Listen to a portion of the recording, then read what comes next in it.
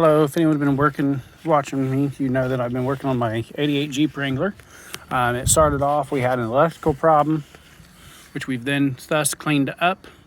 There was a short in the main wiring harness. The live feed caused a bunch of the ignition wires to melt together.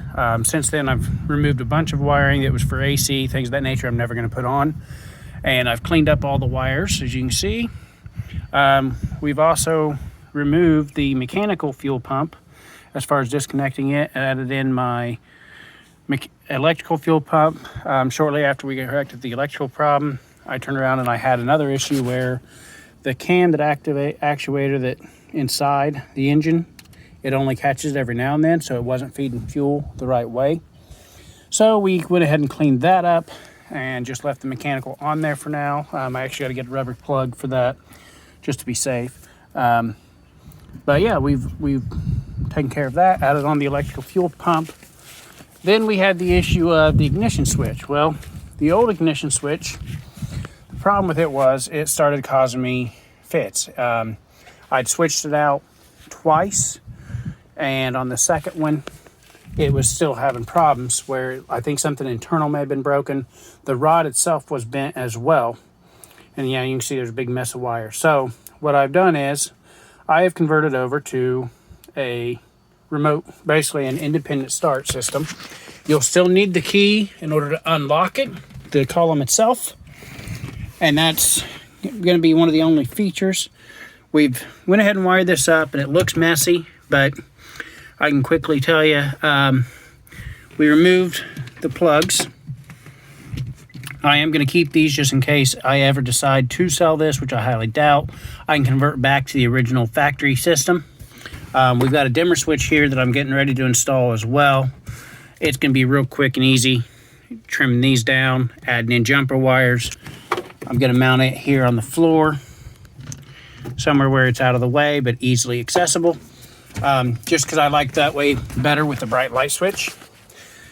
But if you look down here, I've got to still label all these, but I've got my ground hooked up with a jumper system, and I've got two rocker switches. The red is my ignition, my amber is my fuel.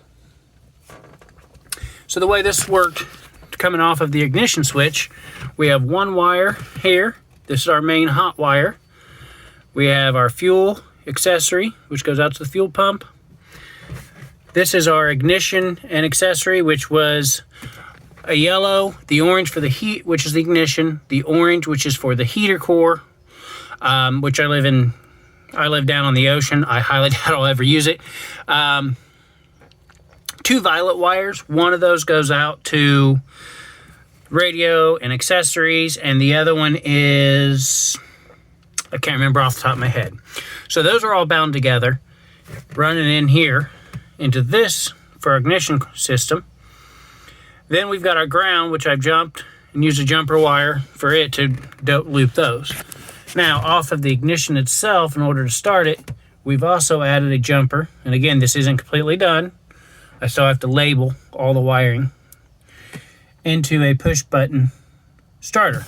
So let's see how it goes. Fuel pump.